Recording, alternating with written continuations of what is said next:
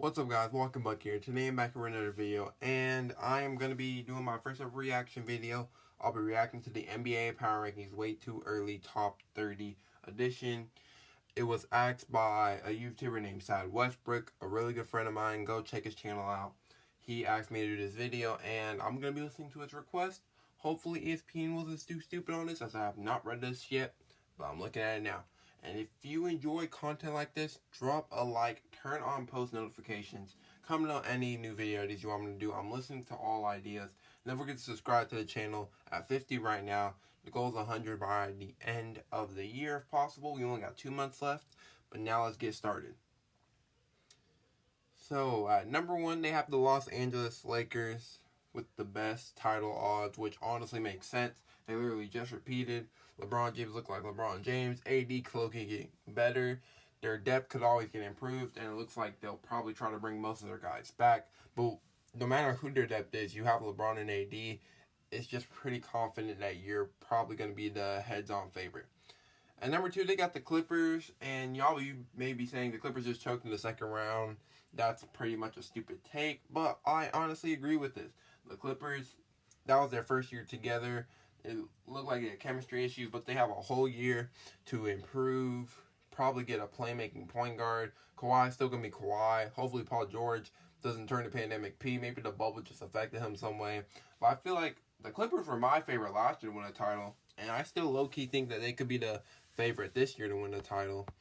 But who really knows? But I don't hate them putting them at number 2. I feel like they have the talent. It's just that they just got to mesh it all well together. Especially since it's going to be the last year. Kawhi and PG could potentially team up. The Clippers are going to do whatever they can to make sure the season goes well for them so they can stay. Number 3, they put the Milwaukee Bucks. And honestly, I don't hate it, but I'm not a huge fan of it. Like, the Milwaukee Bucks, Giannis, honestly, I kind of agree with it. Mostly because Giannis, he literally wants to stay if he's able to win. And I feel like Milwaukee saying that they'll do whatever they can and push him to win. I feel like they're going to actually do whatever they can to push him to win. Try and do whatever moves they can that'll make him happy, make him want to stay. And I would not be surprised if they're a title contender. At 4, I got the Denver Nuggets, and I'm not a huge fan of it. I get they just went to the Western Conference Finals, but there's a lot of Western powerhouses. Jamal Murray, the production you just got from him in the playoffs, we haven't seen if he can consistently do that. Bol, we don't know if he's going to be improving or not. MPJ, if he's going to be consistent or not. And if he's going to provide that defense that he really brought. Jeremy Grant could be gone. Paul Millsap could be gone. One of those two, or Mason Plumlee, one of those 3 will probably be gone. And it's most likely going to be Jeremy Grant or Paul Millsap, which both were key contributors to that Nuggets squad. And I just don't really like them putting at number 4. I feel like there's some more talented teams that could be put above them. Number 5, Dallas Mavericks. Honestly, being the Buy fan I am, I kind of like this spot. But then, honestly, I don't like this spot because I like when we're appreciated as the underdog. Like, I feel like they're overrating us a little bit. Luka is going to emerge as an MVP, but we don't know if KP is going to be healthy. I feel like this year is just going to be let's do another Luka and KP development year. And then when we push for Giannis in free agency the following year, that's when we're going to go all in if we fail to get him. Going to go for a guy like Drew Holiday, a guy like Victor Oladipo, who can play defense next to Luka. And I just wish we were ranked lower because I want to prove doubters wrong. I feel like we could be a team that ends up getting a low seed and getting a huge upset in the playoffs. But some people see it as getting a really high seed and end up getting upset in the first round. I just really hope that doesn't happen because I feel like our defense is going to get better with an historic offense. I feel like we could be a really scary team. Number 6, Golden State Warriors. I'm okay with this ranking. Curry, we don't know how he'll look. Clay, we don't know how they'll look. But one thing for sure, their shot should still be money. And with their shot still money, Draymond Green should thrive better. Wiggins, hopefully he makes into a slightly improved Harrison Barnes role. That would be really helpful. But the rest of the roster is what scares me. That's why I'm kind of scared of putting them super high. Because we just don't know how the rest of the roster is going to shape. Eric Pascal, can he continue that production on a team that's actually being able to win? if their bench is going to be able to hold up with guys like Kai Bowman, Marquise Chris, if they're able to find upgrades. And when they're giving Clay, Wiggins, Curry, and Draymond huge money, it's honestly kind of scary to try to find guys to be able to take cheap deals to be good rotational pieces. And I just don't really know if their bench will be able to hold up. I feel like the Warriors bench with Sean Livingston and Icky during those championship years were actually pretty decent. I just don't know if they'll hold up this year. 7, the Boston Celtics. I feel like it's slightly low, especially since they were an Eastern Conference Finals team. That's only going to get better and have most of their guys locked up. Like, I get a guy like Enes Kanter and guys like him maybe gone, but their core is pretty much intact. They got young, developing role players, and with 3 first-round picks in this draft class, they're likely going to make a move, hopefully get that center they really need. I feel like the center's what's really taking them. Well, a center plus extra bench depth. Hopefully Grant Williams, Romeo Langford, they develop even more to better role players. Maybe they can find a really good scoring guard to run that offense for the Celtics off the bench whenever guys like Kemba, Jaylen Brown, Tatum are off, and you're led by Marcus Smart and the rest of that Celtics bench. But I feel like the Celtics could be a really scary team, and I would not be surprised if they make it to the finals. Number 8, the Philadelphia 76ers.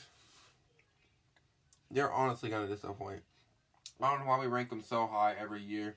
I get, like, they didn't have Ben Simmons, so the playoffs are a little bit tougher for them, but it's just really not working out. Like, with all the money you're packing in, no one's going to want to take on the Al Horford contract. No one's going to want to take on Tobias Harris's contract. I just don't see any assets they can really get unless they're on like a really cheap contract, and that's nowhere what the Sixers are going to get. Al Horford's only going to get worse. Tobias Harris, I don't see any growth in him. Joel Embiid's injury prone. Ben Simmons hopefully doesn't look like he's going to be injury prone. I just really don't like this 76ers squad. My Miami Heat, they could honestly be ranked higher. They just made the NBA Finals. But then people could say they were only a 5 seed. We don't know if they're able to duplicate their success. With Jimmy Butler and Bam Adebayo leading a young core, that young core is going to develop. So maybe they could be even better. I don't know if they'll repeat in the finals because you'll have a lot of reviving East teams and you won't have that bubble effect. They'll let guys like Tyler Hero break out and guys like them. Someone who really needs to step up is Kendrick Nunn. I'm hoping his rookie season was not a fluke by being shown about how bad his performance was in the playoffs. Hopefully he can continue his amazing production from the season and continue that for long-term success for the Heat fans. Number 10, Brooklyn Nets. Honestly, I'm okay with this. Hopefully we know that KD will be back, and hopefully he's at least 80% of what he was. If he's able to be that, that's still super scary, along with Kyrie Irving. And I'm really high on a guy like Caris LeVert. I feel like he's that third star the Nets really need. Hopefully they can bring back Joe Harris, because Joe Harris and his shooting ability is really what you need. You have a bunch of ball-dominant guys in Dinwiddie, LeVert, Kyrie, and KD. You're going to need someone who's able to know his role and excel that role, and a sharpshooter like Joe Harris who would just be there to catch and shoot. I feel like that'll be perfect for the Nets squad. I feel like if they lose him, they're losing a really key piece, and that could really hurt them. Number 11, the Toronto Raptors. Why do I feel like the Raptors are getting ranked so low? Like, did they not prove y'all wrong by being the 2 seed? I get they lost in the second round, but they have so many key players. Like, I get they have huge expiring contracts and guys like Serge Ibaka and Marcus Gasol that could be really key guys. But I get that Pascal kind of choked, but I feel like the Raptors still should be still shown that they could really be a really good team. With a really good coach like Nick Nurse, I feel like they could be ranked higher. They say they're one of the many teams chasing Giannis.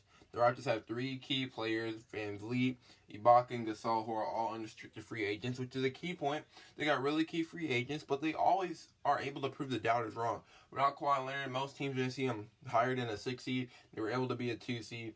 I feel like they could be around that range. I don't know how much playoff success they'll have, but I feel like they could still be a really good team next year and potentially a top 10 team in the league.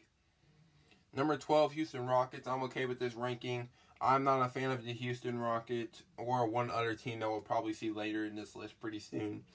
But I just don't trust the small ball process no more. I feel like every team has a big that'll be able to be exploited, except maybe like a team like the Celtics who don't have any elite bigs or just a good, decent big. But I feel like the Rockets, I don't know how much it's going to work. A ball dominant guard like Harden, a ball dominant guard like Westbrook, and no young developing talent. No one's going to get better except maybe guys like Chris Clemens and Isaiah Hartenstein. But you're not going to see Isaiah Hartenstein make the rotation. You're not going to see a guy like Chris Clemens get valuable minutes anytime soon. It just doesn't look like there's much development left for the Houston Rockets. It doesn't look like they're going to get any better. And they were at 60 last year. If they were able to get worse, they could fall out of the playoffs. Number 13 is the Utah Jazz. That's the other team I'm not a huge fan of. But I get why they could rank them pretty high. You just made the playoffs as a 6 seed, almost upset in the first round. The Nuggets super squad to make the second round. You're led by a young star, Donovan Mitchell. You got an elite defensive big in Rudy Gobert. Bojan Bogdanovic was injured in the playoffs and is finally coming back. So I kind of see why they ranked him super high. It said, never wavered on its long-term plan to build around Donovan Mitchell and Rudy Gobert. Which, because of the COVID situation, their chemistry hasn't been the highest. But it looked like they were perfectly fine in the playoffs. But it looked like Mitchell had to carry so hard. What if Mitchell just runs out of energy and is just not able to carry that much? Who's going to have to step up? Rudy Gobert can't create his offense. Hopefully, Bojan Bogdanovic just take a step. Joe Ingles is getting almost taking a step. Mike Conley already took a step and looks like he's going to keep going on that path. It just looks very scary. 14, Portland Trailblazers. I kind of like this spot for them with being an A seed, but that was because of all the injuries they have. Now they're getting a guy like Zach Collins back. They're going to have a full Yusuf Nurkic back, and if they're able to get Melo back, their lineup's going to look really scary. And they have young talent like Anthony Simons and Gary Trent Jr., which I'm super high on Anthony Simons. Gary Trent Jr. proved why he's kind of worth it in the bubble. Hopefully he can continue that process and it wasn't just a fluke run and that he could be a valuable depth piece. They just really need more 3-and-D wings, guys who can fill their role next to a guy like Dame and CJ who are able to create their own shot. They need wing defenders to play defense and that could just catch and shoot to fill their role. If they're able to get that, they could be a really scary team to watch out for. Hassan Whiteside, I don't know if he's going to come back, but you really don't need him. You got a guy like Wenyen Gabriel who's proven to be a solid backup big for the Portland Trailblazers this bubble and could be really used as development to hopefully get better. You even have Caleb Flanagan, who's not really that good, but hopefully he can still be developed as he's still in his 20s. 15, Oklahoma City Thunder, that's fair. The problem is I just don't see Chris Paul staying. I don't see Danilo Gallinari staying. He's basically confirmed gone. I just see him training Chris Paul, Steven Adams. I don't see them. And they're going to go on a youth route and develop around Shai Gilgeous-Alexander, Lou Dort, and the rest of them, and just go full rebuild, which is why I'm not a fan of the 15th rating. Like, if they keep all their talent, somehow re-sign Danilo Gallinari, that's fair, but I just don't see it. I feel like they're just going to go on the youth route and continue that way. 16, Indiana Pacers, that's fair. They just don't look like a team with super high upside. You just know they're going to be a mid-tier playoff team that doesn't really do much. They still have guys like Malcolm Brogdon, Victor Oladipo, T.J. Warren, basically their whole core under contract for at least a year. I don't know if they're going to trade Victor Oladipo or not. I'm guessing they are since they don't want to pay him big money. But the team doesn't look like it's going to have super high upside. It doesn't look like it's going to have super much downside, though. Because no one's super old on their roster. That's a good thing. So they're not going to be on the decline. But hopefully they don't become like the next Orlando Magic, stuck in mediocrity with no future to go to. 17, New Orleans Pelicans. I'm not really sure. I don't think Zion's going to be able to be healthy. I don't know if he's able to keep his health up. Brandon Ingram's looking like a star.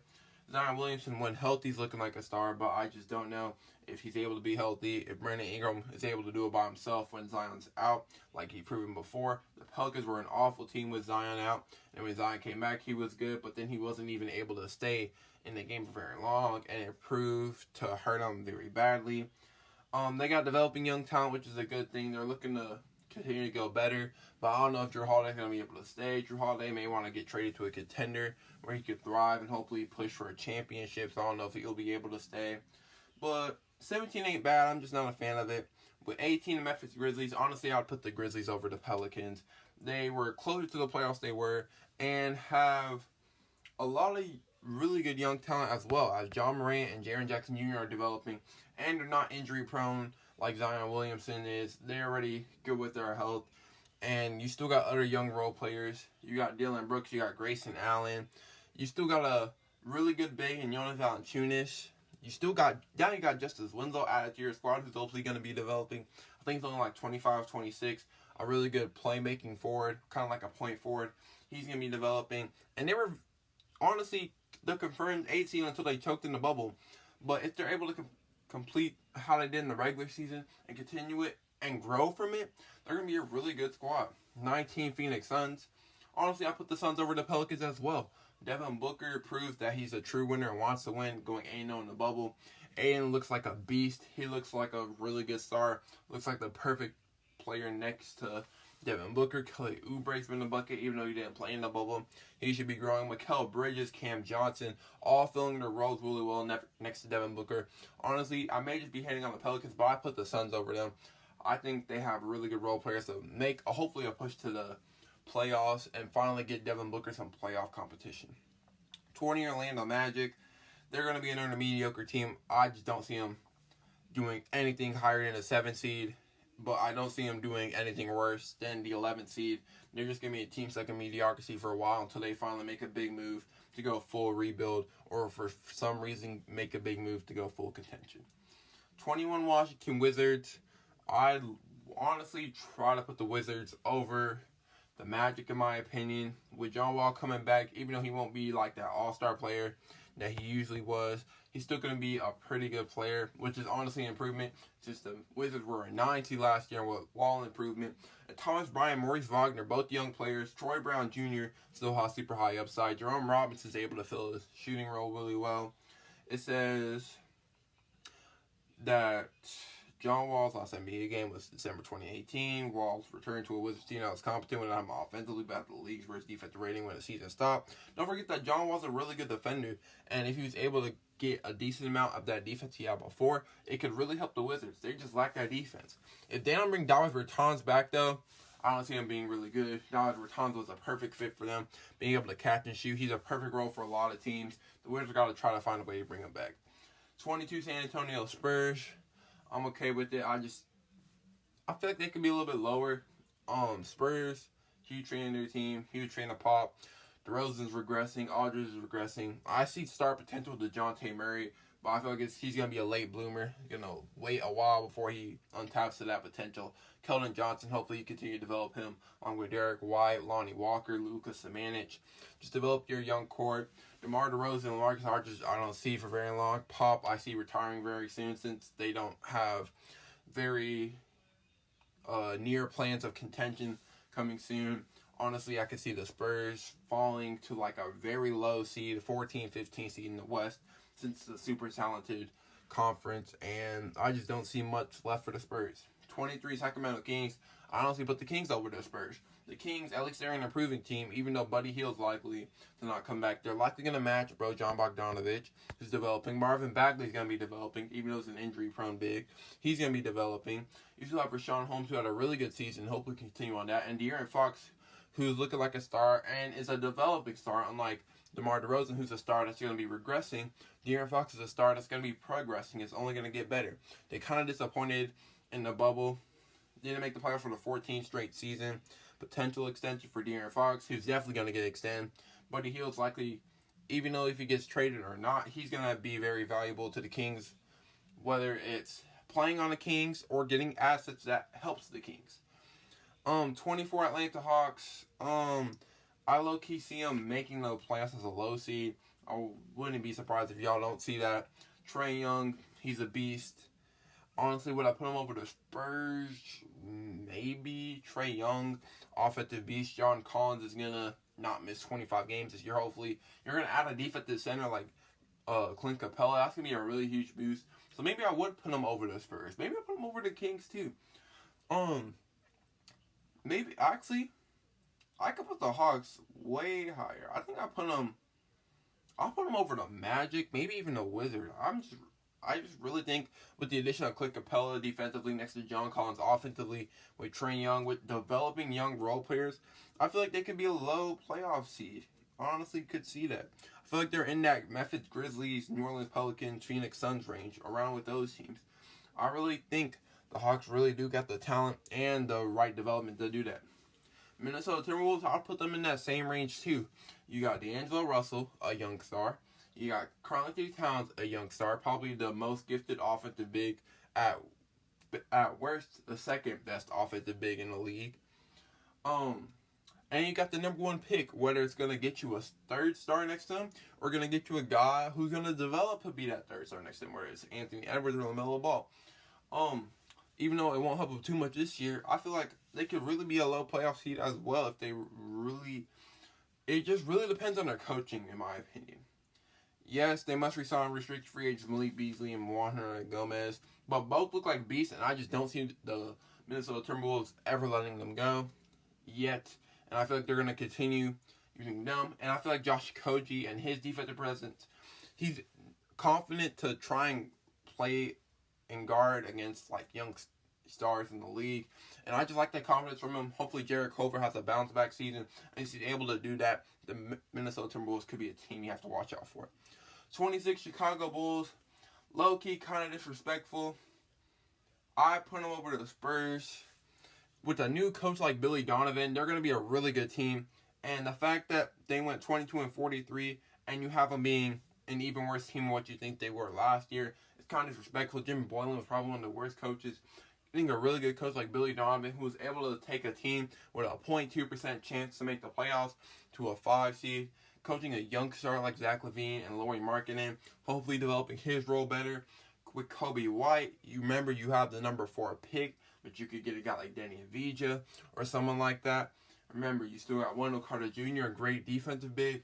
A lot of veteran role players who could really help mentor these young guys, build them to be something good. Chandler Hutchison, I thought would be a really good starting caliber small forward. Maybe I was wrong. Hopefully he becomes something. Chicago Bulls could be a team you got to watch out for too. Charlotte Hornets at 27. Fair. Not going to be very good. Sorry, Devontae Graham. You're not going to be a star. Terry Rozier, you had a decent season, but that's because you play on the trash team. PJ Washington, you look really good in your rookie year. You're not going to be a star. Malik Monk, I thought you were going to be a star. I was wrong. Miles Bridges, you're just an athletic freak. The rest of their guys are basically doesn't have really a youth or getting worse. The number 3 pick, LaMelo Ball, most likely, maybe a James Wiseman, maybe a Onyeka Okongwu. I do not see Anthony Edwards on the 3, but one of those guys. They're going to probably have to take a lot of shots, have a huge expanded role, and it's just going to be another tank season for the Charlotte Hornets, so maybe get a guy like Jalen Green, Jonathan Kuminga, Kay Cunningham, whoever's available for them next year. 28 Detroit Pistons, fair. Blake Griffin, we don't know how he'll look. Christian Wood's likely not going to come back. He's shown a lack of leadership skills, actually. Most of us were disappointed after another lackluster seasons. Kicked off by bringing in new general manager Troy Weaver. Blake Griffin, Derrick Rose, key pieces. They're getting old. They're gonna continue to get worse. They are 2 players who relied on their athleticism a lot and trying to shape their game into a different style because of their increasing age. I just don't see them getting better at all. I feel like they're just gonna keep taking steps back. Luke Kennard, I don't really know what steps forward he's gonna take. They got a lot of young talent that hopefully they can develop on, but no one with like star potential, and no one they could really like bank on to be like a really huge key piece for their future, especially with Christian Wood likely to leave because of things he said before. And yeah, 29 Cleveland Cavaliers, fair. And Andre Drummond, he's not really gonna do much for the franchise. Kevin Love, he's not gonna have very good chemistry. The Darius Garland and Colin Sexton backcourt, bro. I cannot stand that backcourt, bro. That cannot be your backcourt. I'm still behind Kevin Porter Jr., though. I like his upside. I like what he could potentially become. And hopefully with their draft pick, they can nail it, get a new future star. Hopefully you could trade Kevin Love and find assets for Andre Drummond. And hopefully have a really nice future. Hopefully find those young future front court pieces that you'll need. And a guard that could really work with Colin Sexton or Darius Garland, and have the other one be a 6-man or a really good trade piece. And 30, the New York Knicks. If you're surprised about this, you must be funny. Maybe the Detroit Pistons would be number 30 in my opinion. But Knicks, you're not gonna have a very good season. Do they have the worst title odds? They're tied with the Pistons. Oh no, the Hornets have the worst title odds. Interesting. But they're tied for the second worst title odds. Yeah, you have number 8 pick, but what is that really going to do to you? You're not going to get a star.